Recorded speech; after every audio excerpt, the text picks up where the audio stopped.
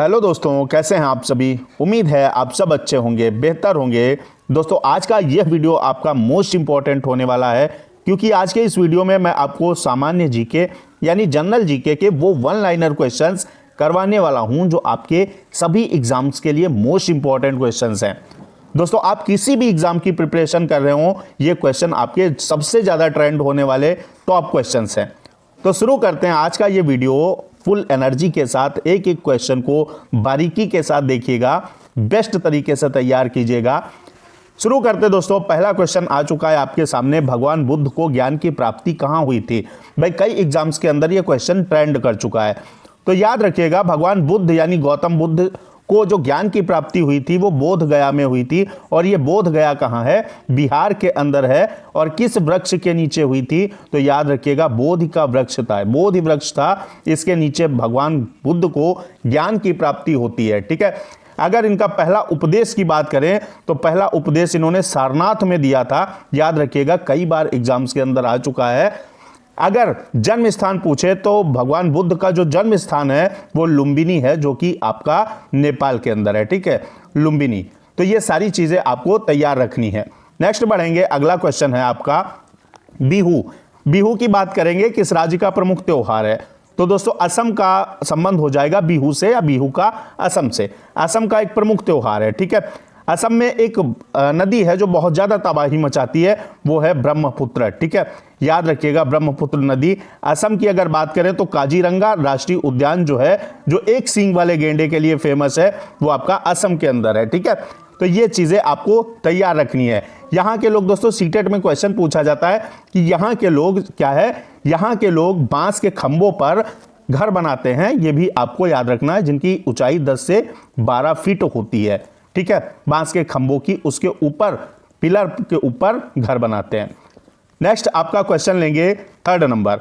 भारत का प्रथम governor general कौन था?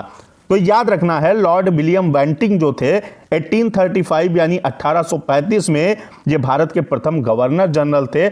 अगर बात करते हैं स्वतंत्र भारत के गवर्नर जनरल के बारे में तो 1948 में, ठीक है, भारत की जो अंतरिम सरकार थी उसमें चक्रवर्ती राजगोपालाचारी को क्या नियुक्त किया जाता है? गवर्नर जनरल नियुक्त किया जाता है। तो स्वतंत्रता के पश्चात आपके सी फॉर चक्रवर्ती राजगोपालाचारी क्या थे? गवर्नर जनरल थे। उसके बाद ये पद क्या है?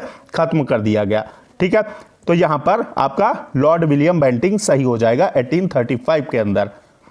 नेक्स्ट बढ़ते हैं, अगला क्वेश्चन लेंगे। देखिए बेस्ट क्वेश्चन, 1939 में कांग्रेस छोड़ने के बाद नेताजी सुभाष चंद्र बोस ने किस दल की स्थापना की थी? बेस्ट क्वेश्चन है। तो यहां पर अगर आईएनसी की बात करें, इंडियन नेशनल आपकी कांग्रेस की, तो 1885 में इसका क्या होती है? स्थापना। एक अंग्रेज ब्रिटिश अधिकारी है A.O. ह्यूम। ठीक है, A.O. ह्यूम के द्वारा इसकी क्या होती है? स्थापना होती है। लेकिन नेताजी सुभाष चंद्र बोस ने 1939 में कांग्रेस छोड़ दी और एक दल बनाया अपना, जिसे नाम दिया फॉरवर्ड ब्लॉक। ठीक है, नेक्स्ट बढ़ते हैं, अगला क्वेश्चन 5 नंबर। आर्य समाज की स्थापना किसने की? सबको पता है, बच्चे बच्चे को पता है, दयानंद सरस्वती जी ने की। और इन्होंने एक नारा दिया, वेदों की ओर लौटो। ठीक है, वेदों की ओर लौटो, वेदों की ओर। ठीक है, लौटो। और फिर इनका अगर बात करें मूल नाम क्या था, वास्तविक नाम, तो वास्तविक नाम मूलशंकर था। यह भी आपको याद रखना है। तो आर्य समाज के संस्थापक हो गए आपके दयानंद सरस्वती जी। नेक्स्ट बढ़ते हैं, अगला क्वेश्चन है इंसुलिन का प्रयोग किस बीमारी के उपचार में होता है? किस डिजीज के को ट्रीट करने के लिए इंसुलिन का प्रयोग होता है? तो इंसुलिन मधुमेह के रोगियों को दिया जाता है, डायबिटीज के पेशेंट को दिया जाता है इंसुलिन। ठीक है, तो यहां पर आपका मधुमेह हो जाएगा। नेक्स्ट है आपका क्वेश्चन, रतौंधी किस विटामिन की कमी से होने वाला रोग है? रतौंधी बोले तो नाइट ब्लाइंडनेस, जिसमें शाम होते ही कम दिखाई देना शुरू हो जाता है। एक होती कलर ब्लाइंडनेस, वर्णांधता। वर्णांधता आपकी जेनेटिक होती है, लेकिन रतौंधी किसी को भी हो सकती है। रतौंधी विटामिन ए की कमी से होती है। और विटामिन ए की अगर बात करें तो आपका पपाया में पाया जाता है, मैंगो में पाया जाता है। और इसका जो साइंटिफिक नेम अगर बात करें तो रेटिनॉल है, याद रखिएगा रेटिनॉल। ठीक है, अब अगर बात करें तो ये आपके डी, ई और के, ठीक है, के और ए, डेका, ये वसा में घुलनशील विटामिन होते हैं दोस्तों। अगर बात करते बी और सी तो ये बेचारे हैं, ये जल में घुलनशील है। ठीक है, यहां से आपको याद हो गया होगा, ये भी बहुत बार आपके एग्जाम्स के अंदर ट्रेंड हो चुका है। नेक्स्ट क्वेश्चन है, रामकृष्ण मिशन की स्थापना किसने की? तो आपके ज्ञानी जो थे, हमारे एक महापुरुष हैं, वो हैं स्वामी विवेकानंद जी, जिनके जन्म दिवस को क्या मनाया जाता है? भारतीय यूथ डे मनाया जाता है 12 जनवरी को, यानी 12 जनवरी को। तो रामकृष्ण मिशन की स्थापना किसने की? रामकृष्ण परमहंस स्वामी जी के गुरु थे, और स्वामी जी ने क्या किया? रामकृष्ण मिशन की स्थापना की थी। नेक्स्ट अगर बढ़ते हैं, बेस्ट तरीके से चीज़ें तैयार करते हैं। सेशन पसंद आए तो चैनल को सब्सक्राइब करके वीडियो को अपने दोस्तों तक शेयर कर दीजिएगा, लाइक कर दीजिएगा।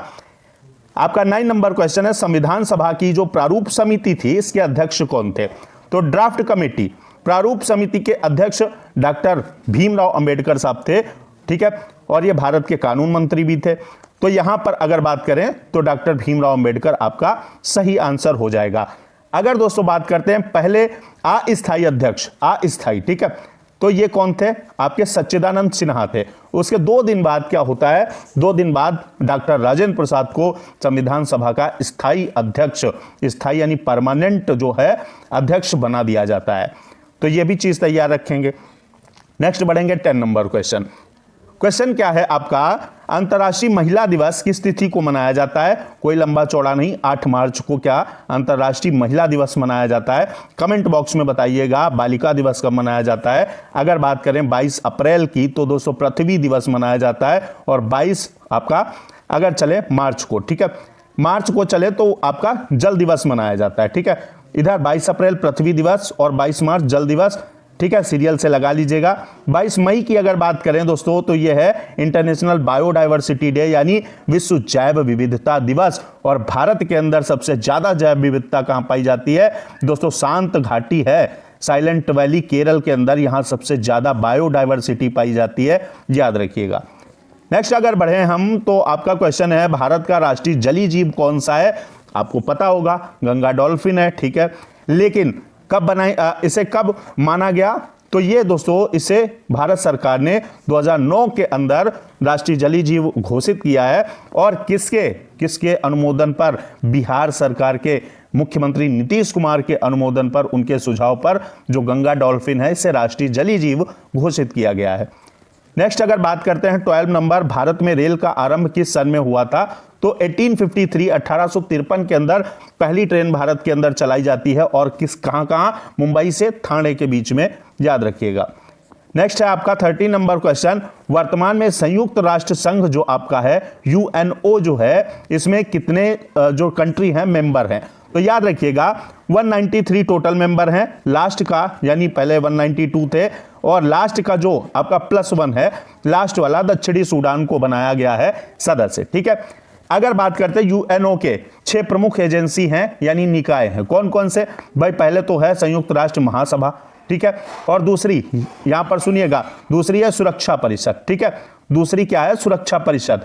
और अगर तीसरी बात करें तो आपकी आर्थिक, ठीक है, आर्थिक और सामाजिक परिषद। चौथी है ट्रस्टीशिप परिषद। 5वीं अंतर्राष्ट्रीय न्यायालय, जिसका मुख्यालय कहां है? नीदरलैंड के हेग में है। और आपकी छठी बचती है संयुक्त राष्ट्र सचिवालय, ठीक है। ये 6 प्रमुख निकाय हैं किसके दोस्तों? यूएनओ के। बेस्ट तरीके से तैयार करते हैं। नेक्स्ट क्वेश्चन बढ़ते हैं, संविधान के किस अनुच्छेद के द्वारा हिंदी को राष्ट्रभाषा घोषित किया गया है? राष्ट्रभाषा यानी 14 सितंबर को हम लोग प्रतिवर्ष क्या मनाते हैं? हिंदी दिवस मनाते हैं, ठीक है। तो संविधान के द्वारा आर्टिकल 343 यानी 343 में क्या किया गया है? हिंदी को राष्ट्रभाषा घोषित किया गया है, और 22 भाषाओं को संवैधानिक दर्जा प्रदान किया गया है। नेक्स्ट बढ़ते हैं, अगला क्वेश्चन है, पृथ्वी अपनी धुरी पर किस दिशा में घूमती है? भाई पृथ्वी अपने एक्सिस पर घूमती है, ठीक है, 24 घंटे में घूमती रहती है। और अगर रोटेशन की बात करें, जिसको हम अपन घूमना बोल रहे हैं, तो रोटेशन के कारण ही दिन और रात होते हैं। रिवॉल्यूशन के कारण क्या होता है? मौसम परिवर्तन होता है। कई बार एग्जाम्स के अंदर आता है रिवॉल्यूशन, यानी जब पृथ्वी सूर्य का एक चक्कर 365 दिन में लगाती है, ये परिक्रमण बोला जाता है। और अपने एक्सिस पर घूमना घूर्णन बोला जाता है, जिसको इंग्लिश में अपन रोटेशन कहते हैं, ठीक है। ये आपका वेस्ट टू ईस्ट होती है, यानी पश्चिम से पूर्व की ओर हमेशा पृथ्वी क्या करती है? अपने एक्सिस पर घूमती है। नेक्स्ट अगर बात करते हैं, राज्यसभा के सदस्यों का चुनाव कितनी अवधि के लिए किया जाता है? तो याद रखिएगा कितनी अवधि के लिए, 6 वर्ष के लिए किया जाता है, जबकि लोकसभा के सदस्यों का कार्यकाल 5 वर्ष होता है। लोकसभा और राज्यसभा की बात करें तो राज्यसभा अपर हाउस होता है, लोकसभा लोअर हाउस होता है यानी निम्न सदन होता है। और यहां पर अगर राज्यसभा की बात करते तो इसका विघटन नहीं होता है, इसलिए ये अपर हाउस है। इसके आपका बात करें 250 मेंबर हैं आपके राज्यसभा के अंदर, भारतीय जो पार्लियामेंट है राज्यसभा, ठीक है। तो 250, इसमें से 238, ठीक है, 38, बाकी के कितने बचे, 12 बचे। 12 सदस्यों को नॉमिनेट करता है कौन, प्रेसिडेंट भारत का, जो कि तीनों सेनाओं का सर्वोच्च कमांडर होता है।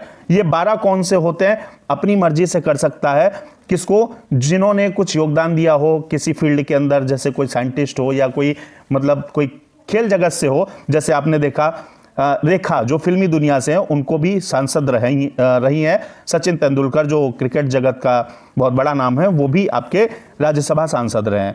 तो 12 सदस्य मनोनीत कर सकता है, कई बार एग्जाम्स के अंदर आया हुआ है।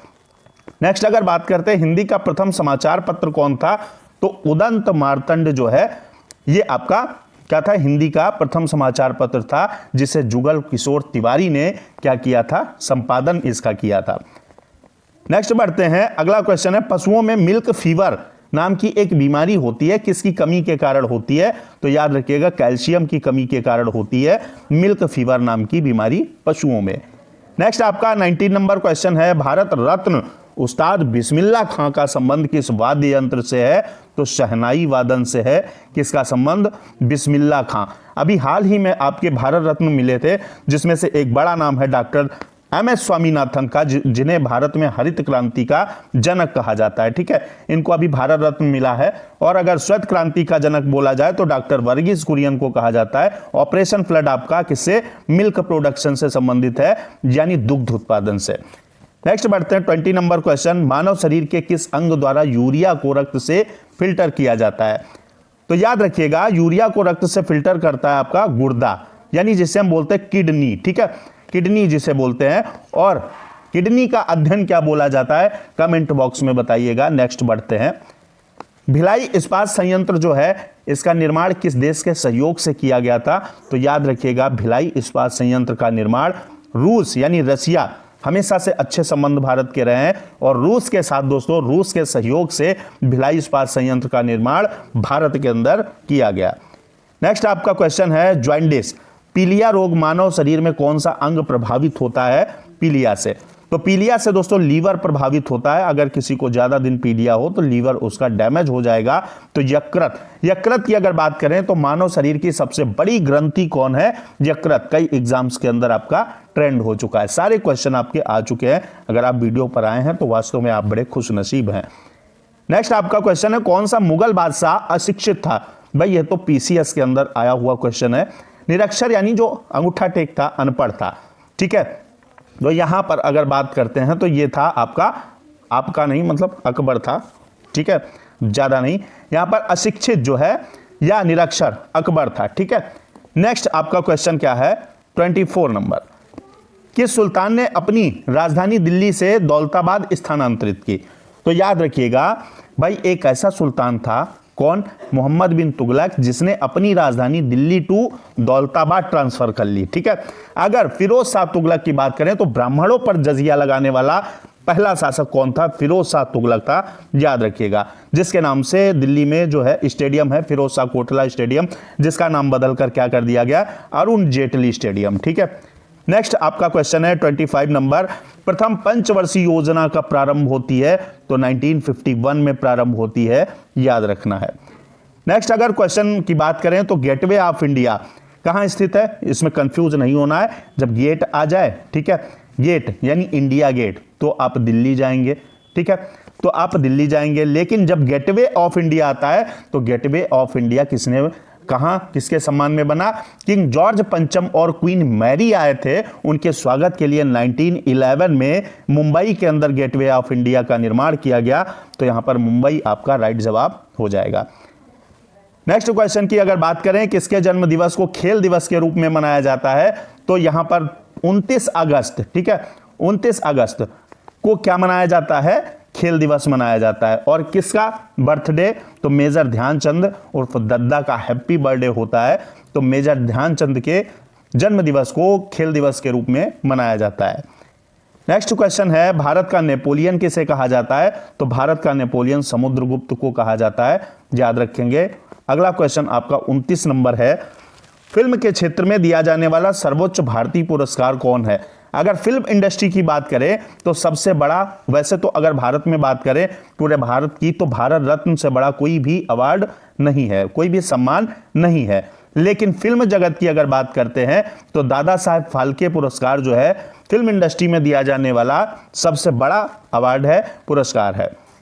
30 नंबर क्वेश्चन है, भारत का शेक्सपियर किसे कहा जाता है? तो जब भी भारत के शेक्सपियर की बात आएगी तो आपके विद्वान, पहले मूर्ख थे फिर विद्वान हुए, कालिदास, जिन्होंने अभिज्ञान शकुंतलम जैसे बड़े बड़े ग्रंथ लिख दिए।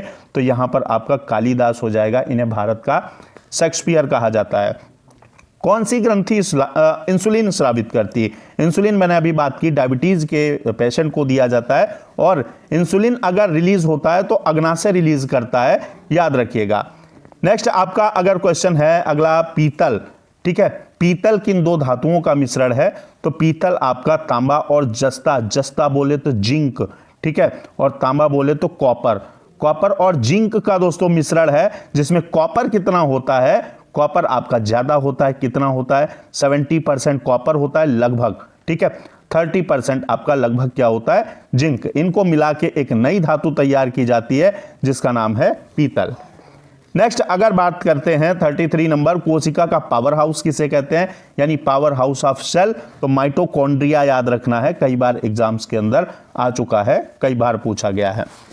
ब्लड प्रेशर मापने के लिए किस यंत्र का प्रयोग किया जाता है? कौन सा इंस्ट्रूमेंट यूज किया जाता है? उसका नाम है स्फिग्मोमैनोमीटर। और अगर बात करें टेम्परेचर के लिए तो थर्मामीटर होता है, ठीक है, तो स्फिग्मोमैनोमीटर। अगर आपका वायु दाब मापना है तो बैरोमीटर का प्रयोग किया जाएगा। तो ये सारी चीजें तैयार करेंगे। नेक्स्ट है 35 नंबर, तंजौर का जो बृहदेश्वर मंदिर है किसने बनवाया था? तो याद रखिएगा, चोल वंश के एक राजा हुए, राजराजा चोल प्रथम, इन्होंने तंजौर का बृहदेश्वर मंदिर का निर्माण कराया था, ठीक है। तो यहां पर अगर बढ़ते हैं 36 नंबर क्वेश्चन की तरफ, तो क्वेश्चन है, कोई विधेयक धन विधेयक है या नहीं?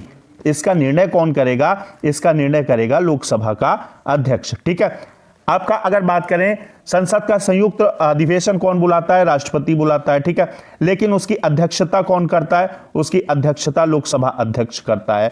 तो यहां पर कोई विधेयक धन विधेयक है या नहीं है, इसका निर्णय भी लोकसभा अध्यक्ष करेगा। अगला क्वेश्चन है, होपमैन कप जो है इसका जो संबंध है वो किस खेल से है? तो ये आपका टेनिस से हो जाएगा, याद रखिएगा।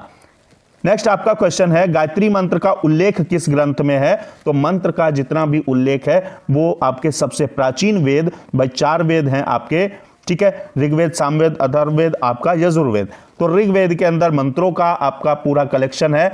अगर संगीत की बात करते हैं तो संगीत का आपका उल्लेख जो है वो सामवेद के अंदर है। जादू टोना जो है वो आपका अथर्ववेद के अंदर हो जाएगा, अथर्ववेद। और पूजा की जो विधि दी गई है वो आपका जो लास्ट वाला बचा यजुर्वेद के अंदर दी गई है। तो ये सारी चीजें आपके एग्जाम्स के अंदर पूछी जाती हैं, मोस्ट इंपॉर्टेंट है।